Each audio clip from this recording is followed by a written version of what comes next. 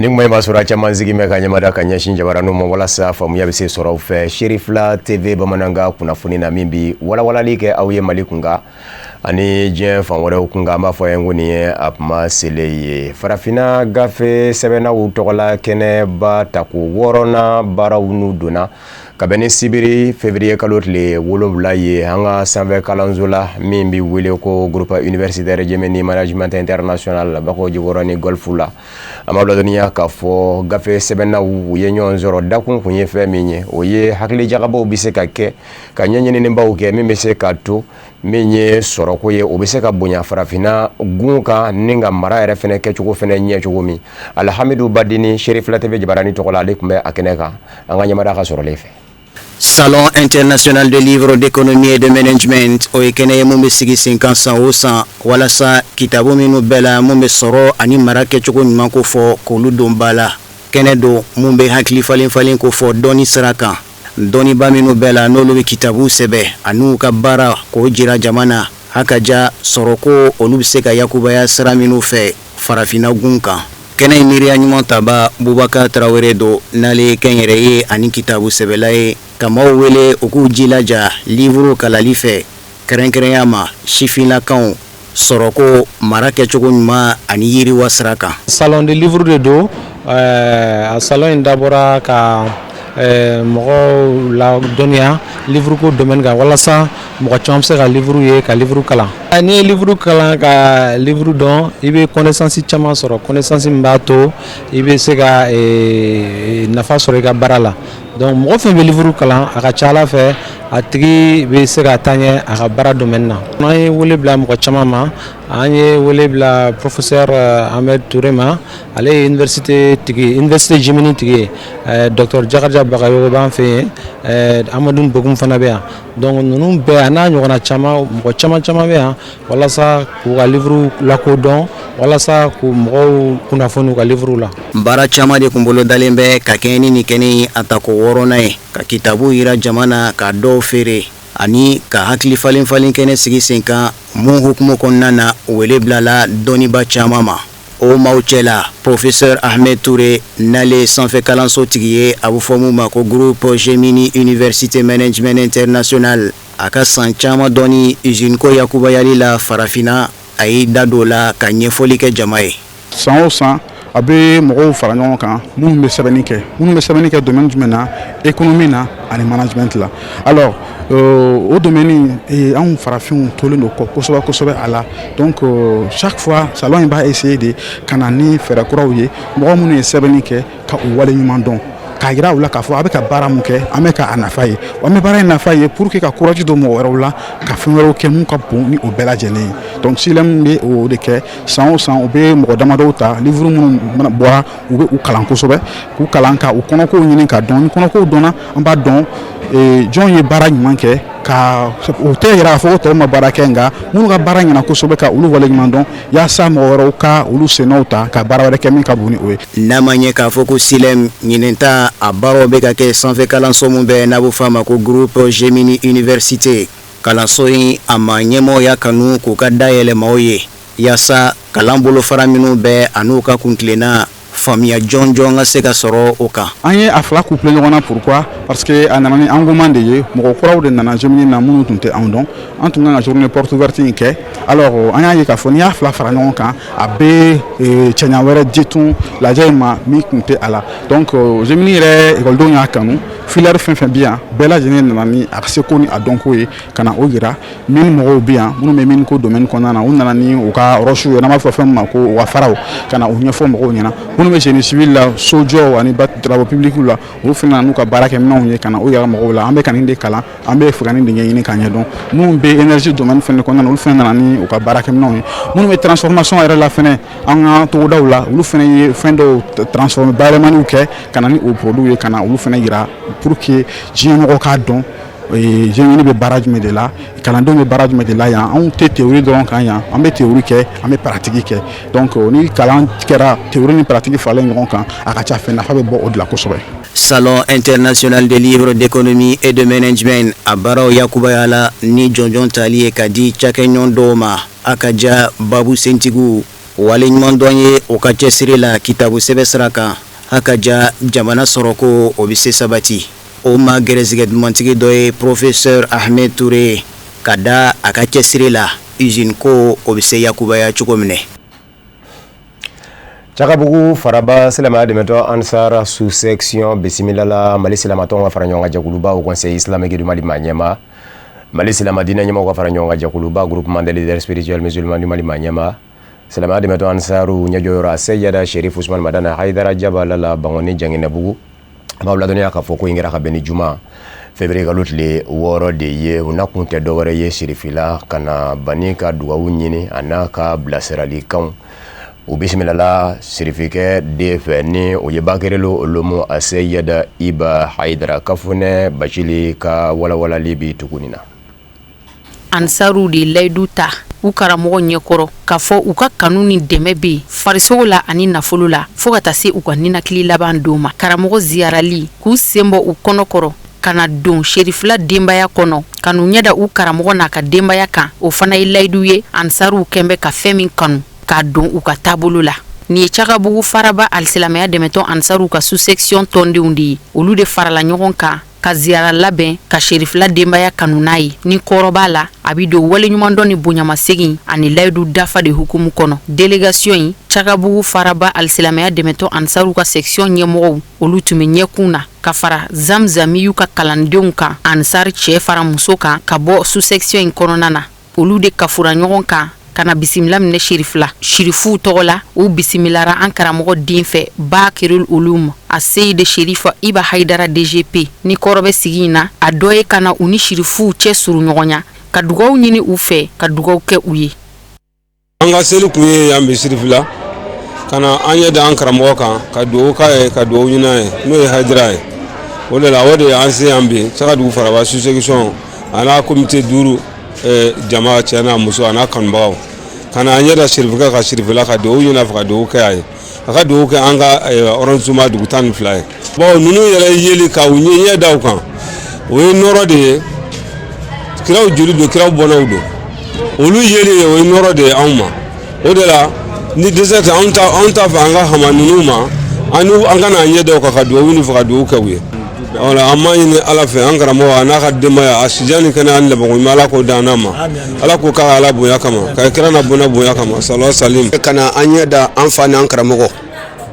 ani Ala ka diinɛ jigi fabaga ani diɲɛlatigɛ lafiya kana ɲɛ da o kan a ka du kɔnɔ ka dugawu k'a ye ka dugawu ɲini a fɛ o la nisɔndiya de bɛ an na bi ka sababu kɛ an bɔra k'o fɔ cogo min na ni ɲɛ dara alu kan don min na o ye a damana don kura dɔw diɲɛ kɔnɔ o ni don tɔw tɛ kelen ye. O la dandan ka nisɔndiya la an bɛ dugawu kɛ an baw ye ani an balimaw olu n'o ye golokansigi ni a kɔ bɛɛ lajɛlen an bɛ dugawu kɛ jinɛlatigɛ tɔ na u bɛ min fɛ jinɛlatigɛ la karamɔgɔ ni a kɔ Ala k'o di u ma. An nana an ɲɛ jɔ Serifikɛ n'a ka denbaya la ka dugawu ɲini a fɛ a ka dugawu kɛ an ka komini kɔnɔla ye gɛlɛya min b'an kan Ala kɛ nɔgɔya don ani diɲɛ ɲagaminen don Ala ke do ani o masubaw cɛ a nisɔndiyaba de b'an na a nisɔndiya min y'an na Ala yɛrɛ bɔgɔn tɛ mɔgɔ t'a dɔn folikan kɛrɛnkɛrɛnlen min bɛ n bolo ka ɲɛsin u ma n b'a ɲini Ala fɛ u dɛsɛlen don ko min na Ala ka don u n'o cɛ an bɛ min ɲini Ala fɛ n'o ye ɲuman ye Ala k'o nɔgɔya an n'u ye Ala ka diinɛ kɔrɔta Ala ka diinɛ wa ɲɛfɛ Ala ka Serifikɛ mɛn an ɲɛ Ala k'anw yɛrɛ kɛ kɔmɔgɔ ɲuman ye. Alisilamɛya Dɛmɛtɔ Ansaru ɲɛjɔyɔrɔ den an karamɔgɔ a Seyid Sherif Iba Haidara a nisɔndiyara ni a ka cɛkɔrɔba ka kalandenw bɔli ye Cakabugu Faraba ni kana ziyara la Sherifila denbaya kɔnɔ a y'u fo k'u koɲuman dɔn u ka layidu dafa la u ka yɛrɛmajigin na an'u ka karamɔgɔ bonya la. Cakabugu Faraba Alisilamɛya Dɛmɛtɔ Ansaru ka laɲini kɔnɔna na DGP ye dugawu caman don u ye sigi ka sɔrɔ ka wuli baya layidu 6 minɛni kan. An bɛ to Bangoni Janginɛbugu Sherifila duba la ni ka DGP ka dakuruɲaw lamɛn. K'aw fo ka segin k'aw fo aw ka nin wulili la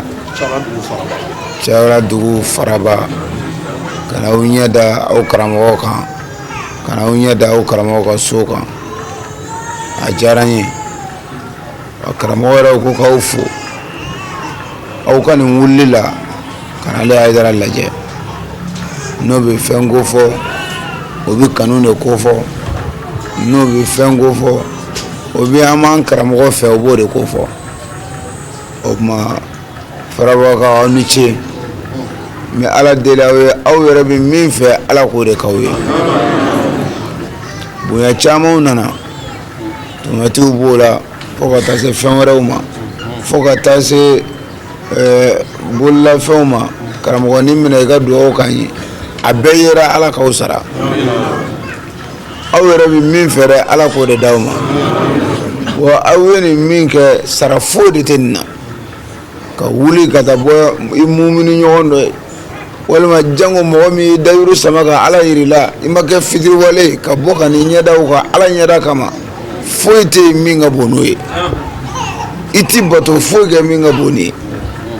ka wuli ka taa bɔ silamɛ ɲɔgɔn ye ka ɲɛda lajɛ ala kama nata tɛ foyi tɛ o tuma min y'an se yan o ye ka na an karamɔgɔ de ɲini k'a ye k'a kanu k'a yira la karamɔgɔ halisa an b'i fɛ foyi man bon ni o ye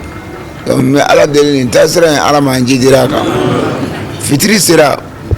walayi kumakan laban na k'a fɔ aw bɛ min kan a y'aw jija fɛn bɛɛ bɛ ban dɛ mais mɔgɔ ye min kɛ o bɛ to yen an bɛ min kɛ karamɔgɔ m'an nɛgɛ wulibali de an bɛ ka k'o de sira bɔ tan o tuma ni min y'i jija i b'a nafa sɔrɔ mais ala deli ala kana an ye mɔgɔ fililenw na a faamu a kodɔn a baara a ni ala m'a dira an ma ala k'an'aw wasa k'aw bɔ yan k'aw ɲuman segin hɛrɛ la ala m'o kɛra ala kana tɔɔrɔ foyi kɛ k'aw sɔrɔ ala k'an sutura labanko ɲuman ala k'a d'an ma. Kokajɛ junior jɛkulu do jɛkulu min kɛ mɛ k'i sen da kokajɛ sen da nɔ na kokajɛ min fɛnɛ kɛ mɛ k'i ɲɛmada an ba Haidara tanti Aisha Kulibali fɛ Mali silamatɔnw ka fara ɲɔgɔn kan jɛkuluba Conseil islamique du Mali ma ɲɛma Mali silama diinɛ ɲɛmaw ka fara ɲɔgɔn kan jɛkuluba groupement des leaders spirituels musulmans du Mali ma ɲɛma silamɛya dɛmɛtɔn Ansaru ɲɛjɔyɔrɔ Seyada Sherif Usman Badane Haidara ka denbaya la kokajɛ junior ka barosigi ta ko filanan deuxième édition baaraw n'u donna ka bɛn ni sibiri février kalo tile 7 ye silamɛya dɛmɛtɔn Ansar Jabala la Bagoni Janginɛbugu dakun kun ye fɛn min ye o ye npogotigiw ni bɔlɔlɔ labarali nasira ka sabu kɛ bɔlɔlɔ labara cogo juguya bɛ se ka kɛ kɔlɔlɔ ye npogotigi kan walawalaliw kɛra olu kan ma hakili juru caninenw bɛ u bɛ se ka bɔlɔlɔ labara cogo minnu na ka kɛ nafa ye u kan ani maa wɛrɛ kan an b'aw ladɔnniya k'a fɔ maa minnu kun bɛ kɛnɛ in kan Sherifla TV Jabarani tɔgɔ la Lala Kuyate n'a ka jatala Abdulayi Jara u ka sɔrɔlen filɛ a bilala sen kan kabi san 2014 waatiw la kokajɛ junior a yɛrɛ bila kun b'a sen kan o de ye ka se ka ni sifinaka ninnu k'u lamɔ ani ka hakilina ɲumanw dɔw la yaasa u bɛ se k'u sen da sini ma sinikɛnɛ ma kokajɛ international ba yɛrɛ olu m'aw sen da nɔ na ka sanga ni furusow yɛrɛ olu sabatili ye fo ka taa se denw lamɔko ɲuman ye o siratigɛ fɛ dakun belebeleba 5 o de b'u bolo u bɛ kalansew kɛ dakun minnu kan i n'a fɔ a laɲininen don madame Haidara tanti Aisha Kulibali fɛ cogoya min na ni ale ye an fa n'an karamɔgɔ o furumuso ɲuman ye ani ni ale de fana ye kokajɛ yɛrɛ a hakilina ɲuman ta ba ye o siratigɛ fɛ u ka nin sigi ni o ye séminaire ye ni nin y'a ta ko filanan ye o baaraw yɛrɛ ɲɛnɛmayara kosɛbɛ ni barodasigi dɔ ye an k'o ma conférence min ɲɛnɛmayara madame Traoré Masitan Keita fɛ ka ɲɛsin den musomaninw ma ka sanga ni den musomaninw ani ni subahana mansi tile ni o ye bɔlɔlɔ siraw ye olu cɛla ye a ka kuma ɲɔgɔnyaw kɔnɔna na a y'i da don nafaw la ka walawala minnu bɛ se ka ye bɔlɔlɔ sira a baara cogo ɲuman na nka fana a y'i da don kɔlɔlɔw la minnu fana bɛ se ka ye bɔlɔlɔ sira a baara cogo juguw la. Alhamdulillah kokajɛ junior ma sigi fosi kama pour que ka se ka an sen da an masaw sen da nɔ la n'an ka lamɔ kɛcogoya ɲuman ye an bɛ jama bɛɛ lajɛlen fo u bɔra ka na an ka séminaire la tiɲɛ na a kɛra kunkɔrɔta ye an bɛ baaraw caman kɛ a kɔnɔna na i n'a fɔ an ye npogotigininw ye an bɛ métier degew kɛ kundilanw b'o la fo ka taa se senɲɛgɛnw ma ani maquillage an b'o olu bɛɛ k'a kɔnɔ ani tobiliw an b'o olu bɛɛ kɛ an ka fɛn kɔnɔna na. Thème fɔlɔ o ye éducation ye n'an k'a ma ko mara dɔw ko lamɔ. Thème filanan o ye sanuya ye aw bɛɛ lajɛlen b'a dɔn n'a fɔra ka ban dɔrɔn ko kokajɛ mɔgɔw hakili bɛ jigin mun de la o ye sanuya ye mɔgɔw hakili bɛ jigin sanuya de la an ka thème sabanan o ye anw npogotigininw ni an ka diinɛ ye a bɛ mɔgɔ caman kɔnɔ ko n'i ma kɛ musokɔrɔba ye k'i tɛ se ka diinɛ baara kɛ tanti y'a fɔ anw kɔgɔjɛ junior ye ko i b'i ka bogotigiya ɲuman kɛ ka tila k'i ka alako ɲɛɲini k'a ɲɛdɔn k'a kɛ ka sɔrɔ i ma don ala tanama kɔfɛ ka sɔrɔ i ka bogotigiya ma tiɲɛ i bolo. thème naaninan o de ye éducation. I bɛ éducation min sɔrɔ depuis ni i ka bogotigiya daminɛ fo ka taa se i cɛlasigi wagati ma. Bogotigini kan ka mun de kɛ? Bogotigini man ka mun kɛ? Bogotigini kan ka don da jumɛn fɛ? Bogotigini man ka don da jumɛn fɛ? O ye anw ka thème duurunan ye. O bɛ walawala anw ye an ka kɔgɔjɛgɛyɔrɔ la. U bɛɛ lajɛlen ka na kɔgɔjɛ la. N'i nana kɔgɔjɛ la a ka ca Ala fɛ i tɛ fɔ i jigi kɔ quoi. Laɲini ye min ye bɛɛ lajɛlen ka na. Na an nana a ka ca Ala fɛ an bɛ fɛ an ka kɛ cogo min na an bɛ kɛ ten tɔ. U yɛrɛw nimisi wasalen min bɛ tali kɛ kokajɛba la ni o ye kokajɛ international ye a maa minnu tun bɛ kɛnɛ kɔnɔna na u y'u ka nimisi wasa an'u ka kunnawolo de yira o siratigɛw fɛ u ye ni sifinaka kulu ninnu fo u ka cɛsiri an'u ka timinandiya la ani fana u y'a ɲini u fɛ ko ni sifinaka ninnu ka to ni sira ɲuman in kan yaasa olu bɛ min ɲini sini o ka se ka sabati n'o de ye denmusonin bɛɛ ka se ka kokajɛ hakilina faamu yaasa sigi ka se ka kɛ lafiya kɔnɔna na. O la foyi tɛ an da nisɔndiya kuma kɔ. Vraiment kene y'a yɛrɛ wasa kokajɛ junior k'u fo kɛrɛnkɛrɛnnenya la u sen dali u baw sen na nɔ na ani an hakilila min bɛ an fɛ an nɔfɛ tugu la an bɛ dugawu de kɛ u ye Ala ka u sabati sira in kan kokajɛ junior in bɛ daminɛ don min a don ni bi tɛ kelen ye i n'a fɔ u yɛrɛ bɔra k'a bɛɛ ɲɛfɔ aw ye cogoya min na an y'a dabɔ fɛn dɔ de kama ko ni Ala sɔnna kan an tugu an karamɔgɔ kɔ o ni an baw olu minnu fana tugura karamɔgɔ nɔfɛ ka jogo dilan ka ɲɛnamaya dilan ka diinɛ yɛrɛ baara kɛ ni an fa ye n'o ye Tani Jara n'a dɔgɔninw ye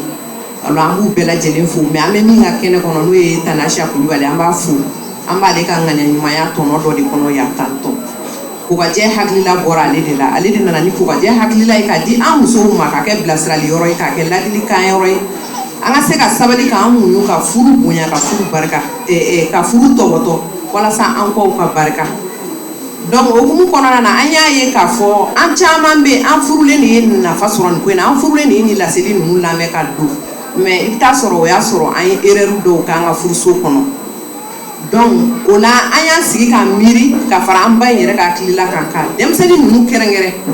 k'u ta k'u bilasira i n'a fɔ u yɛrɛ y'a fɔ cogoya min na ka d'a kan denmisɛnniya ye fɛn min ye i t'i to a la ka mɔgɔkɔrɔbaya dɔn mais bɛɛ b'i to mɔgɔkɔrɔbaya la ka denmisɛnniya dɔn puisque i bɔra sira fɛ.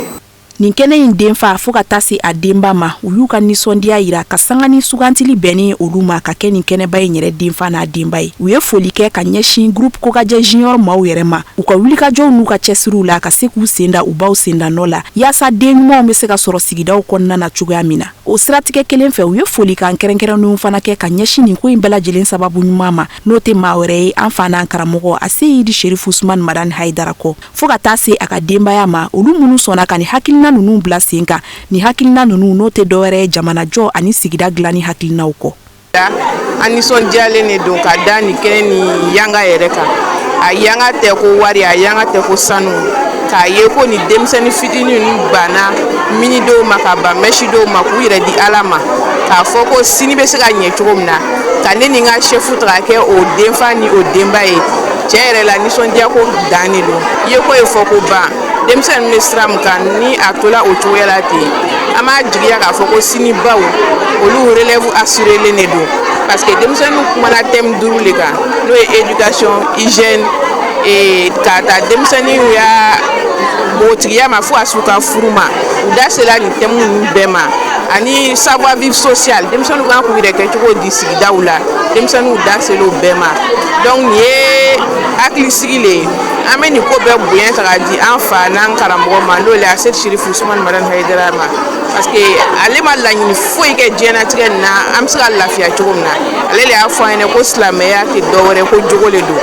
bon an b'a jigiya k'a fɔ ko nin waleya ni thème ninnu filɛ n'a sabatila laɲini min bɛ jogo kan o bɛ sabati an bɛ foli k'an karamɔgɔ ye ka foli kɛ ka ka denbaya bɛɛ lajɛlen ye kɛrɛnkɛrɛnnenya la tanti Ayisa an b'a fo ka waleɲuman dɔn ka kokajɛ ɲɛmɔgɔw bɛɛ lajɛlen fo an tɛ bɔ kuma kɔnɔ toujours ka bonya sigi an ka chef ba yɛrɛ ma n'o ye Sumayila Tarawele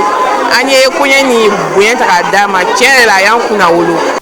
kɛnɛ in sigili kɛra sababu ye ka se ka na walawalali kɛ k'u ka jɛ junior maaw u ka dakunba 5 nunu o kɔnɔkumaw la k'o walawala u yɛrɛw fɛ. Baaraw yɛrɛ yangan bonyana kosɛbɛ ni ladiyali fɛnw no o ye cadeau ye fo ka taa se jɔnjɔnw ma ni o ye tableau de reconnaissance ye k'olu tali k'a di maaw ma. Kɛrɛnkɛrɛnnenya la an ba Madame Haidara tanti Aisha Kulubali cadeau belebele tara k'a d'a ma k'o kɛ a waleɲuman dɔncogow ye a ka denba ɲumanya a n'a ka ŋaniya ɲumanya la ka se ka k'u ka jɛ yɛrɛ sigi sen kan yaasa dukɔnɔnaw bɛ se ka di a denw bɛ se ka kɛ duwadenw ye cogoya min na. Ka se ka baara bɛɛ lajɛlen kuncɛ ni nisɔndiya ye an ka shirifuw yera kɛnɛ kɔnɔna na kosɛbɛ. Kɛrɛnkɛrɛnnenya la an ba Madame Haidara tanti Jara Tungara fo ka taa se an ba Madame Haidara tanti Aisha Kulubali ma an'u denmuso sanumaw ni o ye Seyida Mimi Haidara ye a n'a dɔgɔmuso Seyida Anta Haidara.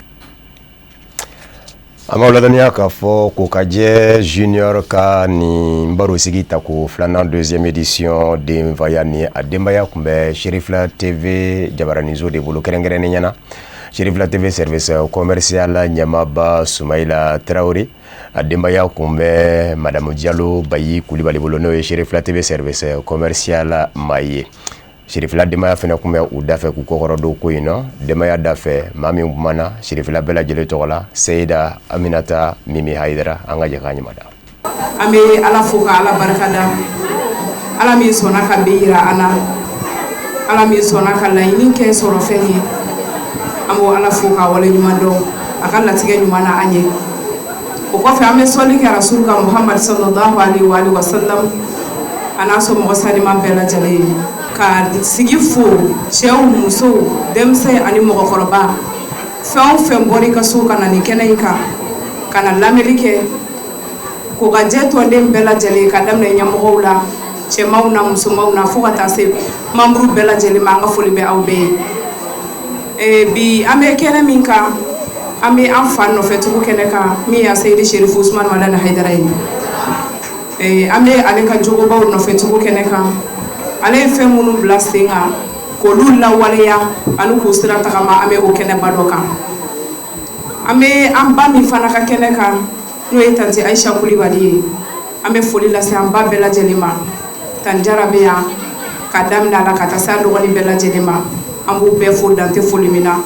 An b'u fo ka wulikajɔ la wagati bɛɛ lajɛlen na silamɛya tɔgɔ la silamɛya ye silamɛdenw ye ani u furucɛ dɛmɛli la Ala ka diinɛ dɛmɛli sira kan. An b'u fo sini kɛnɛya bɛ Ala bolo Ala k'a dan n'u ma Ala k'a ɲɛmɛ o la. O kɔfɛ kɛrɛnkɛrɛnnenya la an bɛ tanti Aisha de ka kɛnɛ kan min ye kokajɛ ye. Ni ko kokajɛ bɛɛ lajɛlen hakili bɛ jigin tanti Aisha Kulibali de la. Témoignages kɛra a ka ca mais ne bɛ min fɔ bi ladegeli yɔrɔ dan kɛra adamaden yɛrɛ ye quoi. Tanti Aisha ye musow fara ɲɔgɔn kan jama farali ma nɔgɔ ɲɔgɔn kan. Mɔgɔ bɛ se ka jama mara i bɛ taa sɔrɔ siga t'a la sabali yɛrɛ de kelen no ka tigi labɔ fɔlɔ. Jango musow farali ɲɔgɔn kan a ma nɔgɔ. A bɛ kɛ ni hakili dan ye ani sabali tɛ mɔgɔ la i se ka kɛ muso ɲɛmɔgɔ ye. Donc sabali belebeleba bɛ Tanti Aisha la. Anw minnu y'a denw ye anw bɛ se ka o seereya ka tila k'a fo dilanni fana la wallahi ne ɲɛ ɲagara Tanti Aisha ka dilanni na. Donc an b'a fo o dilanni na quoi. Donc muso kan ka kɛ tan de sabalibaga ani dilanni kɛbaga du kɔnɔ. Ala k'an jurumu yafa. Nin baara in kelen-kelen nin bɛ anw bɛɛ lajɛlen kelen-kelen ye. An bɛ sigiyɔrɔ fɛn o fɛn la an bɛɛ lajɛlen ye Tanti Aisha ɲɔgɔnna de ye. Ka kuma musow fɛ denbaya kan ka ladon cogo di cɛ kan ka ladon cogo di denw kan ka ladon cogo di an bɛ sinamusoyaw la sinaya la an kan ka ɲɔgɔn minɛ cogo di fɛn belebeleba dɔ fana bɛ yen min ye denmisɛnninw donni ye sinaya la ne baw an kana sɔn a ma. Ka denmisɛnnin lamɔ k'a bɛ a bas âge ni sinaya hakilina ye a bɛ jouer den yɛrɛ kan. Ni dɔgɔmuso bɛ ɲɔgɔn fɛ min ye an ta ye anw nana ka na Sherifi den tɔw bɛɛ lajɛlen représenter. Wallahi a bɛ fo ka bɔ a barikada Asadulayi Legali bi mɔden wallahi a n'a den a bɛ fo. N'i ye nin jama in ye ka nin éducation in ye min donna Ansaru denw na k'a fɔ ko mɔgɔ kelen de sera ka nin kɛ a tigi ni foli ka kan. An bɛ Usazi fo a ka kɔnɔna jɛlenya la ka tila k'a fɔ sabali min bɛ mɔgɔ la diɲɛ kɔnɔ i ta bɛ fara ɲɔgɔn kan k'a bila Usazi ka bara kɔnɔ a t'a fa. O de fana b'an kɛ k'an kunda diɲɛ fan wɛrɛ kunnafoniw kan an ka jɛ k'a ɲɛmada.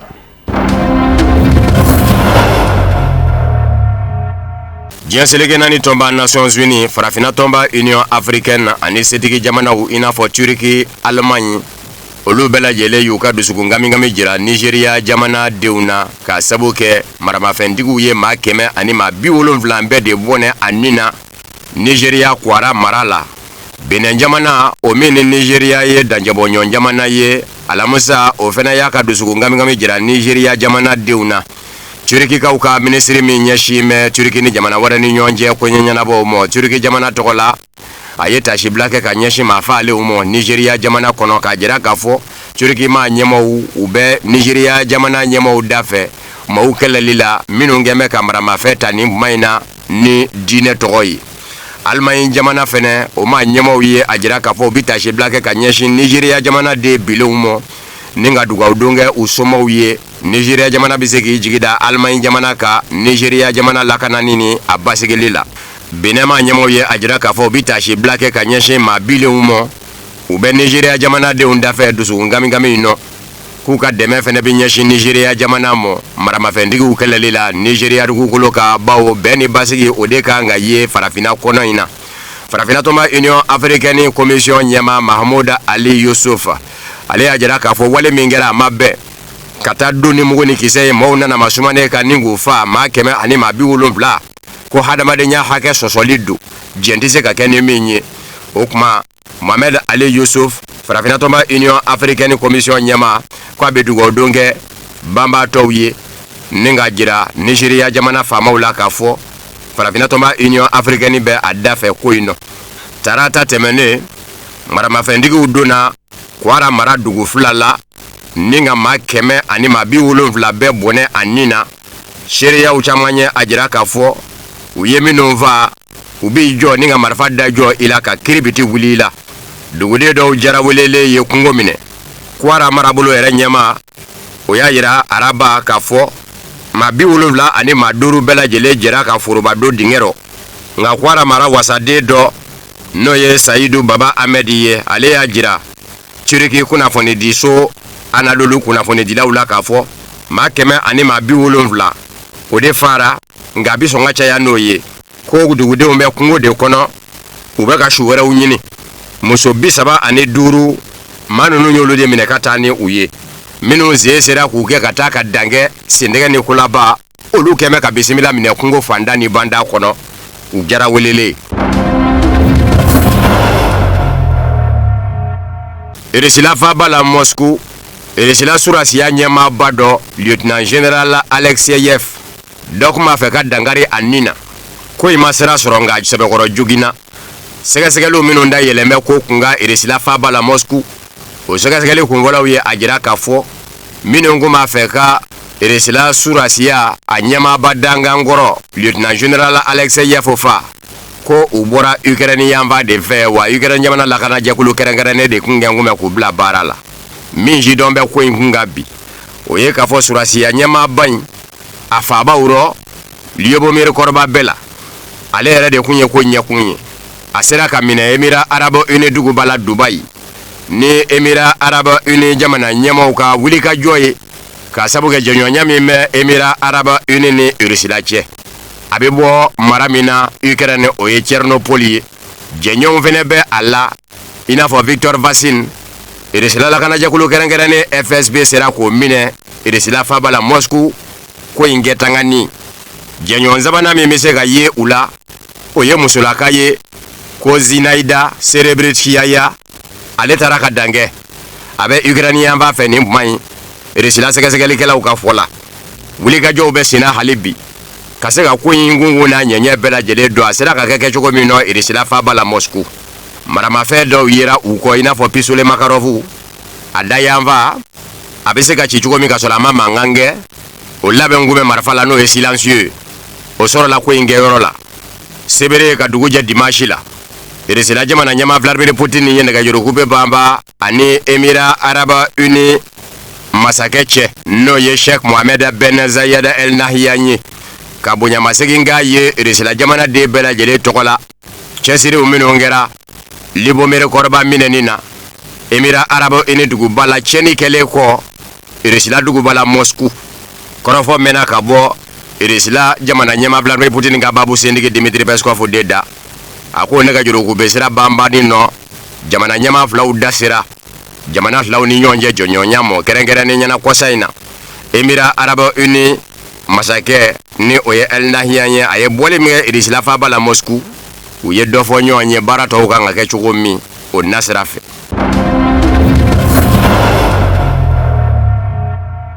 Ameriki jamana nyema Donald Trump jongwala jora alaka fo akaka bengangura kadla jien dangoro bafla uche irisila ane Ameriki maramafe ngota fafe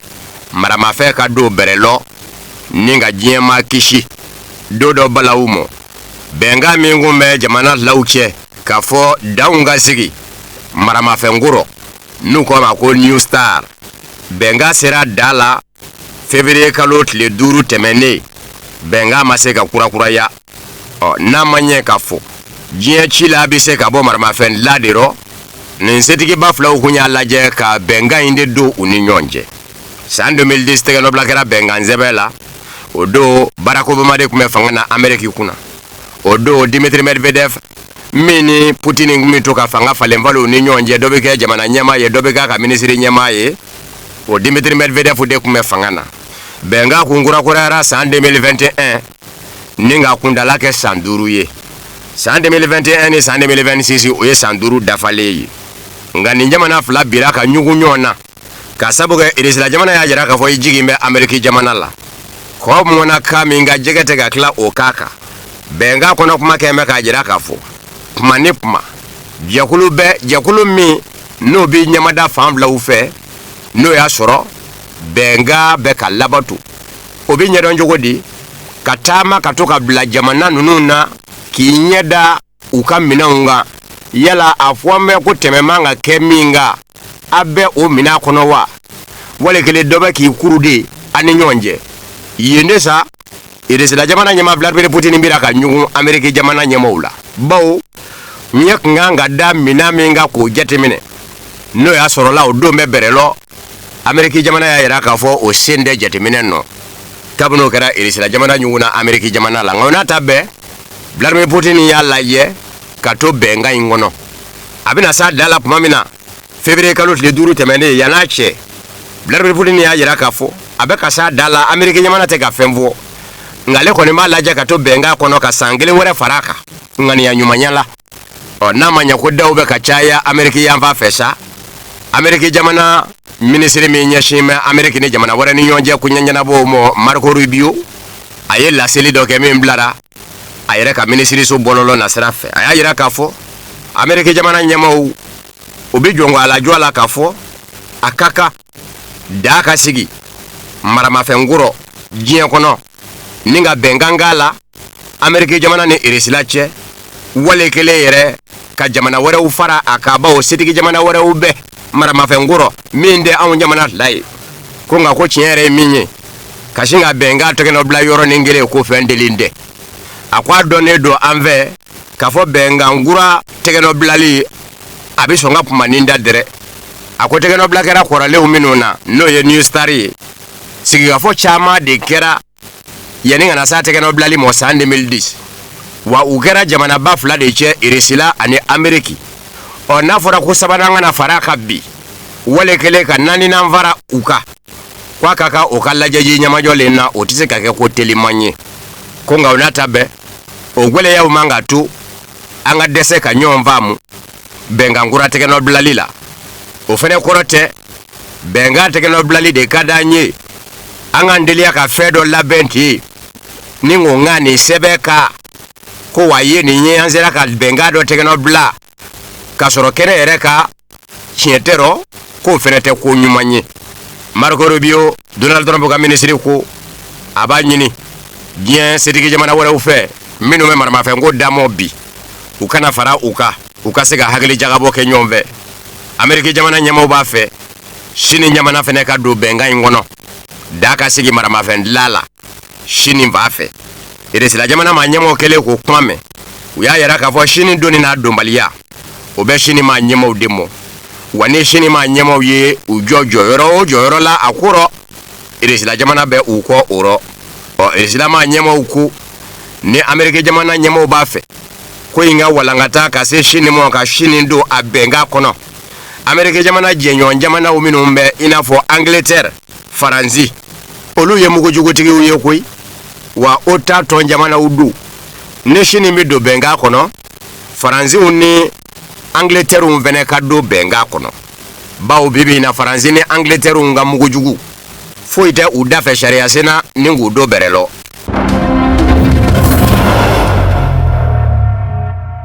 Cuba jamana nyema ko Ameriki jamana nyema ni Cuba che asigika fo umo bashite ngane sigika fo manya ke ko Cuba ni Ameriki jamana che akake bonya kono akanake nye setigi jamana ye nine ko mi o debi ke Cuba jamana te jeno di Cuba jamana nyema Miguel Diaz-Canel kuna foni di kena simve ka beni sibiri février kalot le wolom laye ako Cuba jamana na manya sigika foko ani Ameriki jamana che Cuba jamana bitu adamana de ngwarati dala ka bwa tabuluka kubawo sigika fo bike iga legi ganda chele isigika fo ke nyobulu nyumande bo uro kone sigika fo manya ke ko Ameriki jamana ni Cuba che akadonga fo jamana flau ube udama jamana ye abeka yere mahoronya bebulu ona nyona sigika fo de bese kan nobo wa jamana ubinu nye sigi nyon jamana uye nolu manya sigi gafoko akanga ke ona nyona bunya de kono Cuba jamana nyama ku Cuba tise kake toro ye Ameriki jamana mo sera shife lakana ku nasrala bawo jamana wore kele che daga yoro te Cuba dugu huluka mimese kake toro ye Ameriki jamana mo ako Cuba jamana sigi me feminga oye yere lakanai ni manya kibi yere lakanai bi labe ako tiɲɛ do Cuba ni jamana caman dɛgɛ bɛ ɲɔgɔn bolo lakana ko nasira fɛ nka lakana ko nasira min do Cuba jamana lakana ni ko de do ko a bɛ segin a kan Cuba dugukolo fan si tɛ yen jamana wɛrɛ lakana tigilamɔgɔw kɛ mɛ ka bisimila minɛ yɔrɔ min ko Cuba yɔrɔ kelen min bɛ yen ni wale jamana dɔ surasiya kɛ mɛ ka bisimila minɛ yen o y'o Ameriki jamana kelen de ye gu min bɛ wele ko Guantanamo Cuba dugukolo dɔ do wa Ameriki jamana kɛ mɛ k'a ka surasiya daga yɔrɔ dɔ sigi yen aka kaso juguba yɛrɛ dɔ kun bɛ o yɔrɔ in na ye ko Guantanamo ko mun de kelen kama Ameriki jamana ɲɛmaaw bɛ se k'u can k'u jɔ ko Cuba jamana bɛ se ka kɛ tɔɔrɔ ye Ameriki jamana mɔ Miguel Diaz-Canel ni o ye Cuba jamana ɲɛmaa ye kunnafoni di kɛnɛ senfɛ a ko Ameriki jamana ma ɲɛmaaw k'a dɔn k'a fɔ jɛɲɔgɔn bɛ Cuba jamana la teriw bɛɛ la Ameriki jamana bɛ wuli ka jɔ min na Cuba nɔfɛ nin kuma in maaw bɛ diɲɛ kɔnɔ jɛkuluw bɛ diɲɛ kɔnɔ minnu tɛna sɔn ka Cuba jamana ye k'a to Ameriki jamana bolo nin jogo in no ako bengali Ameriki jamana dombe no de wa Cuba jamana de unu jo Ameriki jamana nye ni Ameriki jamana ko gabi ke binvenye Cuba jamana